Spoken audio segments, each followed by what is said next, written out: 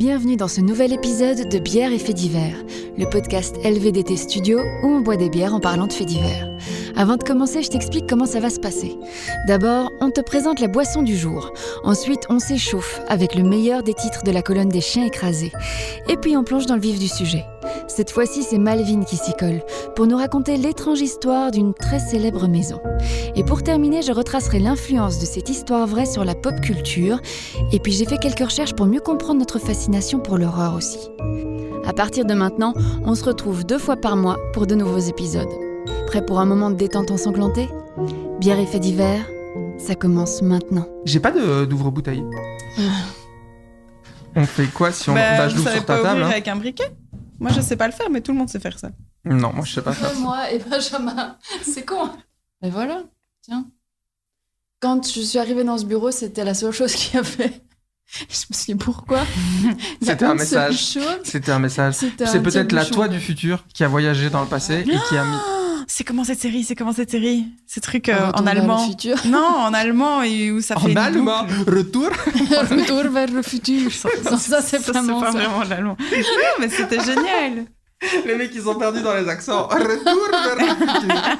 En allemand. Non, si, celle-là. Celle-là même, oui. Ah oui, mais c'est... Ouais, mais c'est... Moi, j'ai vu la première saison. C'est bien. C'est trop bien. Mais j'ai pas vu la suite. Ah, bah, il faut. Oui, je sais bien. Deuxième épisode de Bière et Faits divers.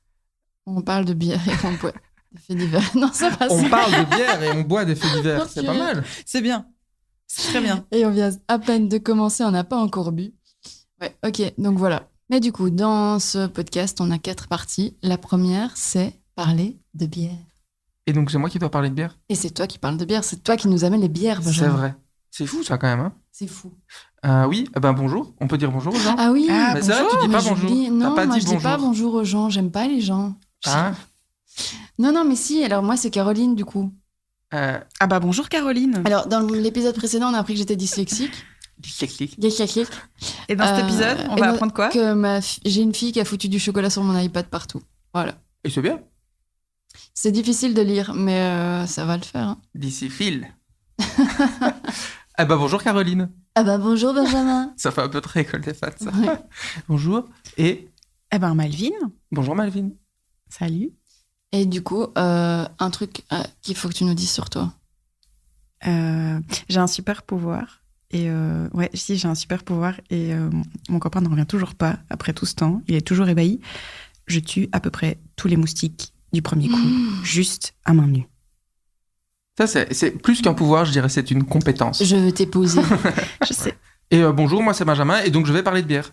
Pour commencer, mais rapidement. Non, un truc sur toi aussi. Un truc sur moi ? Ouais. Ouais, pour le moment, je suis dans ma phase, j'écoute du rap russe, c'est assez marrant. What ?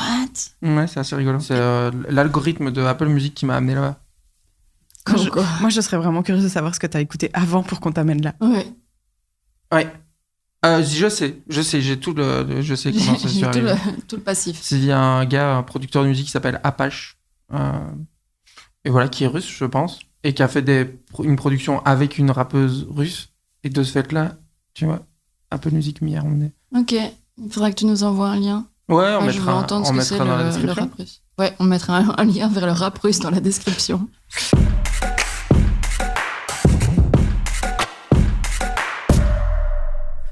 La bière du jour se prénomme la bière des amis. C'est J'adore mignon, la bouteille.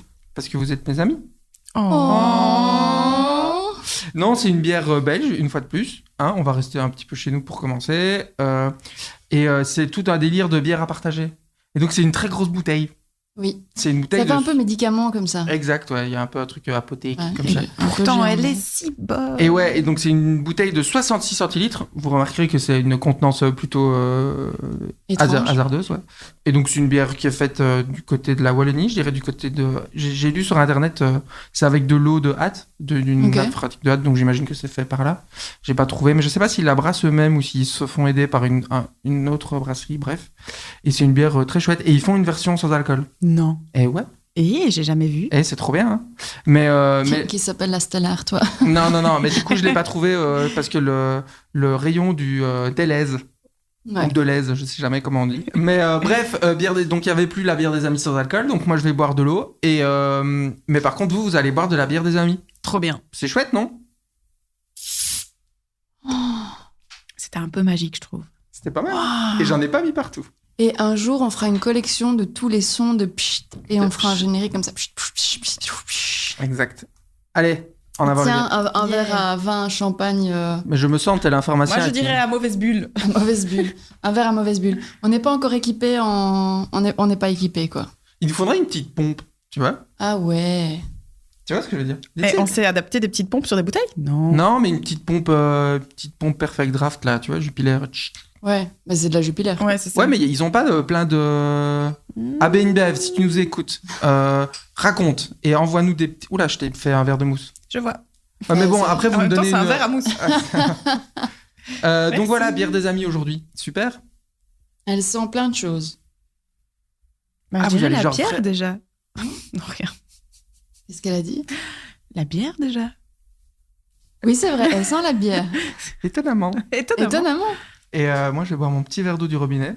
Tranquille, oui. Elle est pas mal du tout. Hein.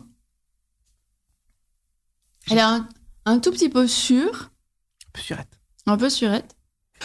Elle reste quand même assez légère, je trouve. Mais elle est très légère. D'ailleurs, j'ai presque l'impression de boire du Kid Bull ou du Champomy. Et on est à combien de... On n'exagère pas. Avec le verre. On est à combien de volts? On est à 5,8 volts. Ah oui, c'est gentil. Après. Ah bah, alors il y a un mode d'emploi, on l'a pas suivi, on est vraiment bête. Oh. Je vous lis. La refermentation en bouteille est un gage de qualité. Retournez délicatement la bouteille avant de l'ouvrir pour mélanger le léger dépôt de levure. Mais c'est ce qu'on a fait. Moi, je l'ai fait. Oh non, il l'a pas fait. Il dit qu'il l'a pas fait. Il est en train de nous piéger, quoi. En même temps, moi, je veux bien laisser le petit dépôt dans le fond. Oui, ça me laissons pas, les dépôts là où ils sont. Hein? Laissons les dépôts là où ils sont. C'est joli. Une blonde à partager. Elle est très bien, cette bière. Toche, quoi. Santé, hein, les gars. Santé. Et santé, les gonzes.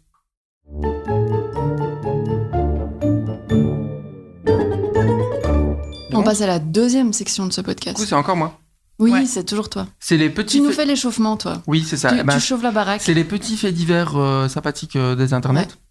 Et j'en ai trouvé un vraiment super. Un peu triste. Oh. Genre vraiment triste même. Quoi, il y a un bébé chien qui meurt? Non, mais un peu rigolo quand même. Tu nous vends un truc, je suis pleine d'émotions. Ouais. Je n'ai pas envie d'entendre un truc triste, mais c'est drôle en même temps. Je pense qu'il pourrait être... Vous connaissez les Darwin Awards? Vous connaissez ça? Non. C'est... Après, je sais pas si c'est un vrai truc ou si c'est un bazar sur Internet genre drôle, mais c'est une espèce de classement des morts les plus nuls, les plus bêtes. Si, ça me dit quelque chose, les gens qui meurent en faisant des selfies. Ouais, ou noyés dans la soupe, ou ce genre de truc. Noyés dans la soupe? Ouais, ou genre le mec qui a fait les Segway qui est mort en Segway. Ce genre de truc. Ouais. Non, attends, noyé dans la soupe. Oui, noyé dans la soupe. Ça arrive, ça c'est déjà arrivé à des gens. Genre ils font une crise cardiaque ou je sais pas quoi, boum, tête dans la soupe. Ah oui, mais il y a la crise cardiaque. Ouais, ils sont pas à la tête dans la soupe. Mais ce qui les a tués, c'est la soupe, enfin c'est le fait de se noyer dans la soupe. Ils ont fait une crise cardiaque, ou un malaise cardiaque ou un malaise vagal ou que sais-je, et ils sont tombés dans leur soupe et ils se sont noyés dans leur soupe. Enfin je dis ils ou elles, mais des personnes ou quelques personnes ou même déjà une personne, ce serait fou. Oui. Voilà. Mais c'est le batteur de Led Zeppelin qui est mort noyé dans son vomi, non? Oui, mais ça dans les rockers, il y en a. Vomi, quoi, ouais. Embêtant. Et en général, on dit quand même il est mort d'une crise cardiaque. Bah oui, à un moment donné, tu meurs parce que ton cœur s'arrête. Mais bon, qu'est-ce que t'as fait avant pour que ton cœur s'arrête? Il était fatigué. Et tu allais dormir tard cette fois-là. Et donc, petit fait divers que j'ai trouvé d'ailleurs dans la rubrique fait divers du site internet du journal Le Parisien. Ok. On sort de nos frontières là. Ouais, on devient un peu international. Ok, j'apprécie. Et même le fait divers est un peu international. Alors, toujours avec un titre très bien, qui m'a fait du coup cliquer et lire. C'est Espagne, : un homme disparu, retrouvé mort dans une statue de dinosaure. What? C'est rigolo, non? Moi, ça m'a fait rire.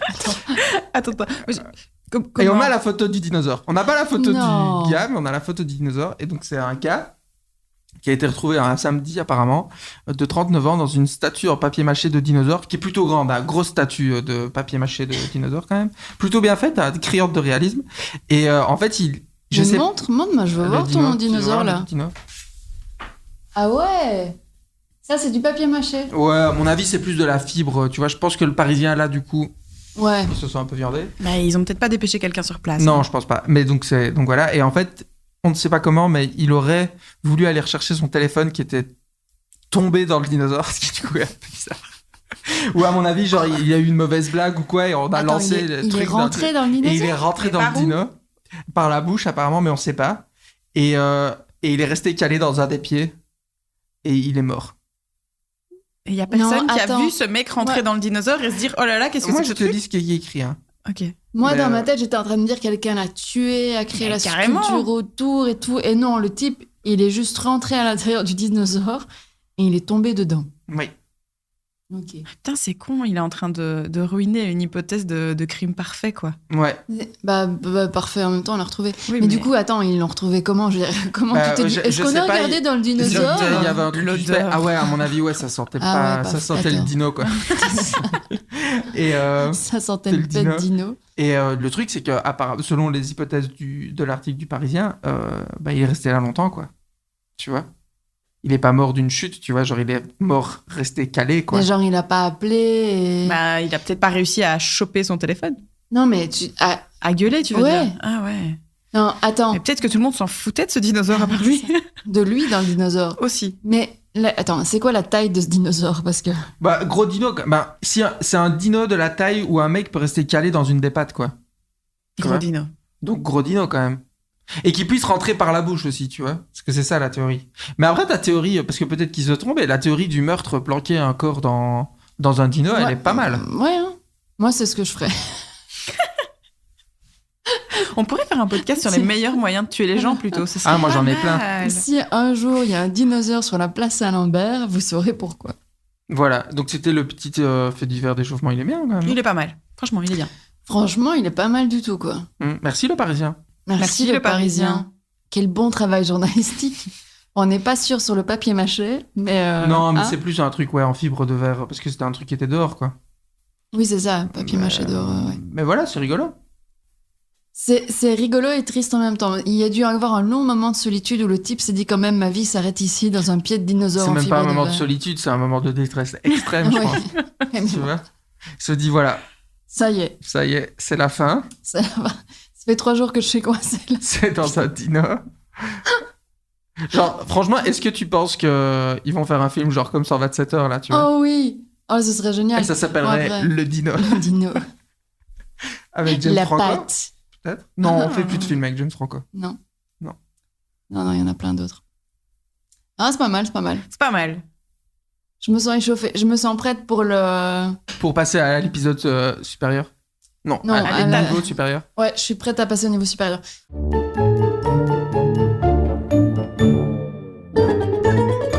Le thème de cet épisode-ci, c'est donc l'horreur et le surnaturel. Ouais, mais moi, j'ai validé, moi, ça. Oui, t'as validé, t'étais là. T'étais là ? J'écoutais pas encore, à mon avis. Malvin s'était trompée de lieu, mais toi, t'étais là. Ouais. Ah oui, c'est vrai, cette histoire est J'étais drôle. même assez perturbée parce que je suis arrivée dans ton bureau et il n'y avait plus de bureau. Ouais. Là, oui, j'ai moi, eu je un lui ai coup dit, au cœur, vas-y, quand rentre même. dans le bureau de Benjamin. Elle m'a fait, il est vide. J'ai dit, quoi ? Il est vide. Il est mort. Il est mort. Putain, c'est un c'est dino. dinosaure. Allons fouiller tous les dinos. En avant, c'est parti. On y va. Bref, horreur et paranormal. Pourquoi t'as pas validé ça ? Si, j'ai validé, mais c'est juste que ça me fait peur. J'aime pas. Bah non, mais si tu veux, on peut transformer le thème. Je peux te parler d'immobilier. Immobilier, horreur et paranormal. Immobilier, horreur et paranormal. En tout cas, je vais vous parler d'une chouette maison. Hein. A priori, comme ça, elle a l'air plutôt pas mal. Une maison bâtie à la fin des années 20 à Long Island, avec vue Cossu, sur... cossu, pas mal, avec une vue sur la baie. 2 grands hangars à bateau, 5 chambres, 4 salles de bain, un immense hall. Hangar à bateau, quand même. Hangar à bateau, Et 4 salles de bain. 4 salles de bain pour 5 chambres. Mais pourquoi il y en a Non, mais qui en les a pas Américains, ils disent... quand ils disent 4 salles de bain, ils comptent les toilettes dedans. En gros, la maison a quand même 2 hangars à bateau. C'est Ça quand va. même une grosse baraque. va. Bizarrement, Puis le jardin est fort petit par rapport à la maison. Mais je pense que c'est pas vraiment le seul problème de cette maison. Parce que je pense que si je vous dis vraiment où c'est, vous aurez pas trop envie d'aller dormir dedans. Vous avez un peu une idée ou pas ? Ouais, mais précisément où ? Ah ben, c'est Amityville, ça vous dit quelque chose ? Oui. Bah oui. Évidemment, ça vous dit quelque chose. Parce que ce lieu a été rendu super célèbre dans les années 70, d'abord pour une affaire qui concerne une première famille, les De Feo, et puis par une deuxième famille, les Lutz. Alors, je ne sais pas si vous vous rappelez je un peu de vraiment cette pas affaire. l'histoire. En fait, je dois avouer que je déteste les films d'horreur et compagnie. Donc en gros, je connais pas du tout l'histoire, mais j'adore. Mais t'adores quoi? La maison? J'adore l'idée des films d'horreur. Genre, j'ai jamais vu Blair Witch Project, mais j'avais acheté un bouquin sur Blair Witch Project, quoi. Ça me fascine, mais c'est insupportable. Donc, je me réjouis d'entendre ce que tu vas nous raconter. Eh ben, écoute, moi, je vais te raconter toute l'histoire de la maison d'Amityville, mais sans avoir vu aucun film. Et pourtant, il y en a une chier. J'ai même entendu sur une petite vidéo YouTube que je vous recommande, mais je ne sais pas le titre. Donc, je vais pas vous la recommander tant que ça. Sinon, tu nous la retrouves, on mettra le lien down below. Ouais, et moi, ils ont même réussi à trouver un porno sur le thème de Amityville. Mais ça, l'industrie du porno est très très forte pour détourner des franchises ou des films célèbres. Ouais. Très fort. On pourra faire un moment un épisode avec des titres de films porno, c'est très drôle. Blanche-Neige et les 7 mains. Alors, je veux être dans cet épisode. Ah, moi, j'en ai plein. Attends, il y en a plein, je te jure, ils sont vraiment Il est déjà forts. dessus, Benjamin, il a déjà trouvé la liste. Il y avait un top genre vraiment drôle, genre il y en a un, c'est Fist and Furious. Oh non. C'est génial, hein.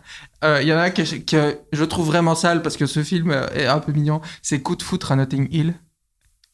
Coup de foutre. Ouais, ok, d'accord. C'est bien, hein. Oui, c'est pas mal. Des types qui sont payés pour penser à ça. Et pour moi, Tu crois qu'ils boivent des bières avec des copains pour arriver au film? Mais ils doivent rigoler. Mais il y a un peu de second degré. Mais il y a beaucoup de second degré, donc c'est rigolo, tu vois. Ouais. Genre, et pour moi, un des meilleurs, enfin, il y en a deux, pour moi, les meilleurs, c'est Total Rectal. Pour Total Recall. Il est vraiment bien celui-là.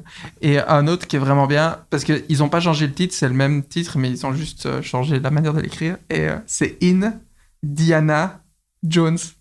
Tu vois. Oh. C'est quand même rigolo, non? Oh merde. Oh, ça vient de me gâcher tellement de... C'est trash. Donc voilà. Il y a un lasso toujours ou pas? Je peux presque être sûr que oui. Tu l'as pas vu le film? Non, j'ai pas non, parce que bien évidemment, tu regardes pas les films. Évidemment. Non. Je regarde que les titres. C'était un truc topito. Ouais, c'est ça, oui. Bref, on s'égare. On s'égare complètement. Amityville. Alors, à Amityville, donc, je l'ai dit, il y a eu deux familles. Et la première, c'est les deux Féaux. Les deux Féaux qui, en 1965, monsieur, madame, ils sont à la tête d'une grande famille puisqu'ils ont 5 enfants. Et comme monsieur, qui s'appelle Ronald Senior, a changé de job et maintenant il est... je crois qu'il dirige une concession de voitures, on dit ça comme ça? Un magasin de voitures? Il est concessionnaire? Une concession de voitures. Je ne sais pas d'où ça vient, mais oui. Ben voilà. Et ben ils changent de maison. Ils habitent donc cette grosse maison bien cossue à Amityville. Et ils arrivent du coup dans cette maison qu'ils appellent High Hopes. Franchement, je trouve que c'est assez ironique. Ils appellent la maison High Hopes, oui. Comme tu as mon bonheur, mon rêve, nos jours heureux. C'est mes grands espoirs, quoi. Voilà. Et alors, je pense qu'au niveau de grands espoirs, ils vont pas être déçus, parce qu'il y a quand même une sale histoire qui va se passer juste après. Ils pourraient former un tableau assez idyllique dans les années 60 en Amérique. Monsieur, madame, la grande famille, la petite barrière, la maison. 5 enfants, c'est ça? 5 enfants. Il manque juste le labrador qui court derrière la barrière blanche et on a le topo parfait. Sauf que les voisins, quand même, quand on les interviewera par la suite, ils diront qu'il y a quand même pas mal de violentes disputes, que le père est quand même assez violent. Et le fils aîné, parce que j'ai pas dit de qui était constituée la famille, le fils aîné qui s'appelle aussi Ronald et qu'on surnomme Ronnie ou Butch, il est pas... Il a quel âge? Au moment des faits dont je vais vous parler, il a 23 ans. Ah oui, un grand-fils, quoi. Ouais, mais... Un Tanguy, quoi. Ouais, un peu. Mais en fait, il a pas une vie très... J'étais Tanguy jusqu'à 30 ans en anglais. Voilà. Donc voilà, je me tais. C'est vrai qu'il a pas une vie super chouette, en fait, parce que il est pas très bon à l'école. Il se fait un peu harceler. Enfin, quand on lit entre les lignes, on comprend qu'il a pas beaucoup de potes et que de toute façon, c'est pas son fort l'école non plus. Il touche pas mal à la drogue et à l'alcool. Et, bien. Non, pas super. C'est les réseaux sociaux, ça. Hein. C'est les jeux vidéo. Ouais. Bon, ils sont fort rudimentaires à l'époque. 70, on a dit. Ouais, c'était une vanne, hein. Aujourd'hui, il faut vraiment que tu mettes ton petit panneau parce qu'on les a pas. Hein. Attends, j'ai un panneau là, justement, si tu veux. Ceci est une blague. Oh là là. Et donc, du coup, il vit dans le sous-sol chez ses parents, il s'est aménagé un petit studio. Et du coup, il travaille pour son père parce qu'il a quitté l'école super tôt et qu'il ne sait pas il sait pas garder un job. Mais ça crée quand même pas mal de tensions. Et il y a un jour où il dit qu'il veut braquer son père avec un fusil. Et il se procure une arme, un fusil. Je ne sais pas si c'est un fusil de chasse ou autre chose, mais en tout cas, il se procure une arme. Il braque son père, mais quand il tire sur la gâchette, il n'y a rien qui se passe. Heureusement, donc la famille est sauvée. Sauf que il va... c'est vite dit. Dans la merde, mais sauvé quand même. Mais, La famille est quand même momentanément sauvée. Mais le 13 novembre 1974, c'est pas tout à fait comme ça que ça va se passer. Puisque vers 18h30, Ronald, 23 ans au moment des faits, donc au moment où il va massacrer sa famille, débarque tout Spoiler. Ah, mais tout le monde connaît l'histoire des deux faits. Mais non, moi pas. Bah, si. Je viens de dire que non. Bah voilà, Non, et que j'ai fait mes recherches, j'ai fait exprès de ne pas lire les... Écoute, je ne te spoil pas pour longtemps, franchement. Donc il débarque tout chamboulé dans un bar en disant qu'on a assassiné toute sa famille et qu'il est le seul survivant. Donc le barman appelle la police et c'est l'agent Greguski, encore un nom gauche dehors, qui est dépêché à la maison. Il y trouve 6 cadavres et Ronald DeFeo en totale panique. Et Ronald DeFeo, il dit qu'en fait c'est Louis Falini, un homme de la pègre, qui avait des problèmes avec sa famille avait des problèmes avec la pègre, soi-disant, et que c'est lui qui l'aurait tué. Sauf qu'en fait, on va très vite se rendre compte que l'histoire ne tient pas du tout. Les policiers fouillent un peu la maison et trouvent dans sa chambre des emballages, c'est vraiment con, des emballages de l'arme qui auraient tué tous les membres de sa famille. Donc le gars est pas super malin pour le coup, il a gardé les emballages. Donc il a acheté une hache au bricot et il a pas jeté le sachet quoi. Et il a mis le ticket ah oui, sur non, le parce comptoir que... à côté. C'est pas la note de frais. Voilà. Ah le boulet. Non, c'est une arme à feu. C'est une arme à feu, mais il a gardé l'emballage, oui, c'est très con. Ah, il y a des emballages d'armes à feu. Bah écoute... Bah oui, on te la donne pas. Tenez, pour mettre dans votre pantalon. Bah franchement, moi j'étais assez étonnée aussi. T'imagines, c'est un peu comme un jouet alors, c'est quoi ça? Il y a un packaging d'armes à feu quoi. Ouais, ça se tient. Enfin bref, en tout cas, on les retrouve dans sa chambre et donc les policiers voilà, ils se rendent bien compte que cette histoire... Rapidement, ils ont flairé l'affaire et ils se rendent bien compte qu'il y a un truc qui va pas. Et donc, voilà, ils foutent à fond la pression. Le gars, en plus, il s'en mêle complètement les pinceaux. Un coup, il y a des gens qui l'ont aidé, un coup pas. Un coup, sa grande sœur, la plus grande des sœurs, Dawn, qui a 18 ans à l'époque, enfin, qui avait 18 ans avant de mourir, l'aurait aidé à massacrer toute la famille, ou même elle l'aurait fait. Mais elle est morte. Donc, finalement, la police dit « Ok, on sait que c'est toi ». D'abord, il le boucle, premièrement pour le protéger, soi-disant, du tueur, mais il se rend très vite compte que c'est lui, donc il le boucle pour de bon. Et donc, ils font une petite enquête du voisinage, quand même, ce qui confirme le goût pour les armes de Ronald DeFeo Jr. Et on se dit, bah oui, mais en même temps, vu toutes les bagarres qu'il y avait déjà avec le père, qu'il était violent, que l'autre ne renaclait pas à répondre aux coups, etc., bah, ouais, en tout cas, ça a l'air d'être lui. Donc DeFeo avoue plus ou moins ses meurtres, dans des versions plus ou moins cohérentes. Il continue d'incriminer Dawn, donc la plus grande des sœurs, l'aînée des filles, mais elle est morte. C'est quoi le scénario qu'il raconte ? En fait, il raconte que... Il y a beaucoup de versions, mais il raconte qu'en fait, il aurait entendu, en tout cas au procès, c'est ce qu'il dit, qu'il aurait entendu sa famille comploter contre lui. Et dans d'autres versions, il dit aussi qu'il entendait des voix qui disaient qu'il fallait qu'il les tue. Mais ce qu'il y a, c'est qu'on se rend compte, on savait qu'il consommait de la drogue, et ce jour-là, il aurait pris de l'héroïne. Et donc, il aurait complètement paranoïé. Ok. Mais vu ce qui va aussi se passer par la suite dans cette maison, il y a peut-être une autre explication, puisqu'il parle quand même du fait que il a... J'aime pas du tout la tournure que ça prend. Tu vois, j'entends des voix et tout ça. Ouais, alors ça pourrait être un effet de la drogue, mais ça peut aussi être si on s'aventure un peu du côté paranormal et si on croit à ces choses-là, ça peut être un scénario. Et on sait genre dans quel ordre il les a butés et tout ça, ou on sait juste qu'il a tué tout le monde? Alors on sait qu'il a commencé par son père, et puis sa mère, et puis qu'il a fait le tour de la maison et qu'il a terminé par Dawn. Alors suivant les versions, ça diffère un petit peu, mais apparemment, le truc un peu récurrent, c'est qu'il a terminé par Dawn parce qu'elle serait venue vers lui et il lui aurait dit « Non, mais il n'y a rien, t'inquiète, rendors-toi » et il l'aurait tué. Alors ça, c'est un truc assez intéressant aussi, c'est que non seulement il dit qu'il a entendu des voix, et alors, même si on peut mettre ça en doute, il y a un autre truc qui est quand même un peu flippant, qui pourrait dire que c'est pas tout à fait... une tuerie, entre guillemets, classique, c'est que, comme tu dis, il y a quelque chose d'assez étrange qui se passe au niveau des cadavres, parce qu'ils sont à peu près tous retrouvés dans la même position, et dans leur chambre, sur leur lit. Et donc, tu te dis quand même que s'il a tué 6 personnes, ok, la première, elle est dans son lit, il la tue.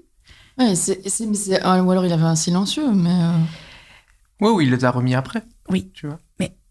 non, parce que ça, on voit quand même bien que... je suis pas experte, mais ils sont morts dans leur lit. Il n'y avait pas des traînées de sang dans toute la maison. Oui, voilà. Ou en tout cas, si pas exactement dans leur lit, vraiment à côté ou quelque chose comme ça.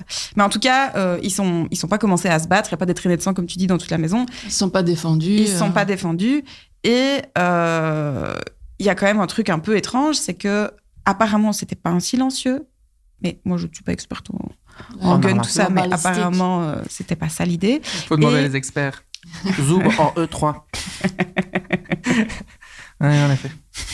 Pardon. Non, je le vois, le petit logiciel. Ouais, tu le vois, plus clair. Je le vois. On regarde dans ses lunettes. On voit une plaque d'immatriculation. Horatio sort de ce corps. Ouais, c'est ça. Mais voilà, donc les corps sont retrouvés dans la même position à peu près tous. Il n'y a pas eu de traces de défense et les voisins n'ont rien entendu. Or, on a refait le test. On sait que s'il y a eu des coups de feu, normalement, tu les entends. Puisqu'ils entendaient déjà les éclats de voix quand ils s'engueulaient, c'est ça. C'est logique qu'ils auraient dû entendre les coups de feu. Et puis même les autres dans les autres pièces, quoi. Enfin, exactement. À partir du premier, ils auraient dû être tous... Ouais, carrément. Ils auraient dû commencer à... J'aime vraiment pas la tournure que ça prend. Alors, bon, cette maison... Elle est forcément, elle a plus de propriétaire, puisque le seul propriétaire restant, c'est le fils qui est en prison. Et donc, il est condamné, quoi. Ouais. Alors, je sais pas, il n'est pas condamné tout de suite. Il y a un laps de temps avant que son procès n'arrive, mais en tout cas, il est en détention. En détention préventive.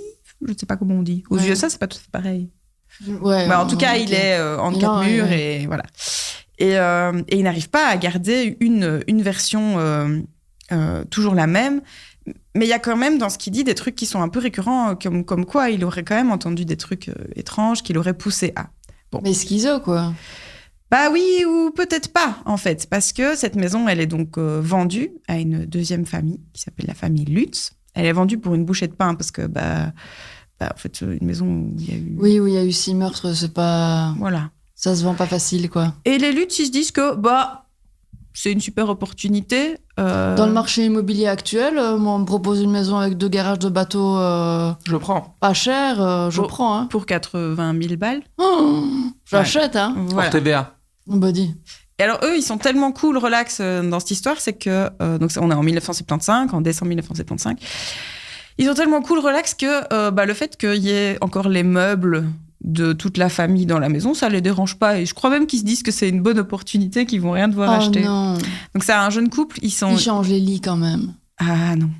Arrête. Non. Peut-être le matelas, mais j'ai pas été jusque-là dans mes recherches, mais c'est le même lit. Ouais, ils ont un peu un pet au casque, les mecs. C'est chelou. Ils sont un quoi ? Un pet au casque. Un pet au casque. Ça va être la nouvelle rubrique. Les vieilles expressions de Benjamin. Un pet au casque. Explique-nous. Ils sont un peu décalés, quoi. Mais j'avoue, il y a un peu un truc de meurodophilie, là. Je sais pas comment ça s'appelle. En tout cas, je crois qu'ils se disent que voilà, ils viennent chacun d'une histoire familiale différente. Ils ont chacun eu leur petit couple avant. Ils se mettent ensemble. Il y a les 3 enfants de Kathleen qui arrivent dans leur couple et ils rebâtissent leur vie, quoi. Donc je pense qu'ils se disent que c'est une super opportunité, que c'est un chouette endroit et que finalement, les meurtres. Ils font abstraction. Ils sont a priori dans une vision très rationnelle du truc. Oui, mais à ce prix-là, t'achètes des nouveaux lits, quoi. Enfin, je veux dire.